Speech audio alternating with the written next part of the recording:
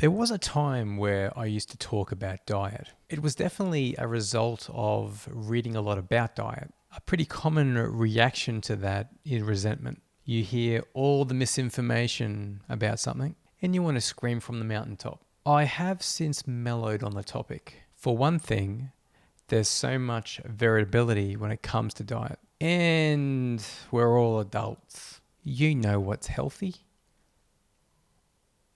right?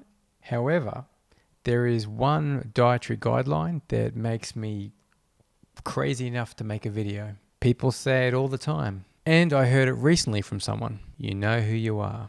That saying is everything in moderation. Let's extrapolate that, shall we? Everything? Really? Everything. You can eat everything. There's nothing you should exclude from your body. You can eat everything. Jeez. All right. A little bit vague and absolute all at once. So there's that. Now the kicker. Moderation.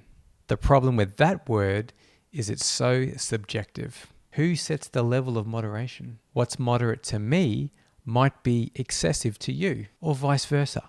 I consume what I consider to be a moderate amount of sugar, which is as close to zero as we can manage. We're not perfect, but we do our best. Now, to someone who would say they eat a moderate amount of daily donuts, that might sound excessive to them. It reminds me of something an old boss told me. He said, there's no such thing as common sense, because we all have varying degrees of judgment and reasonability. I would consider it unsafe to drive down the highway at 100 kilometers over the speed limit. People do it though.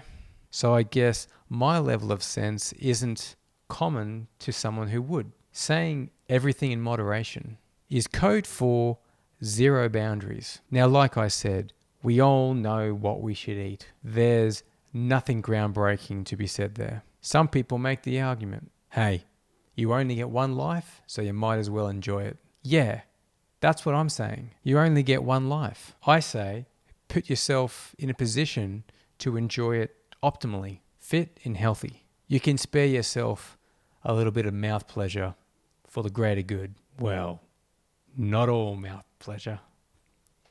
I'll put it to you like this. Given my family's history with cancer and the fact that I'm recovering from it, it would be fundamentally nonsensical and disrespectful of me to not honor the efforts that a lot of people went through for me to be here right now by trying to do the best I can, to do the right thing by my body. Because I feel if I do that, I'll make myself worthy of saving. Because I think you are all worthy, and I want you all to live healthy lives.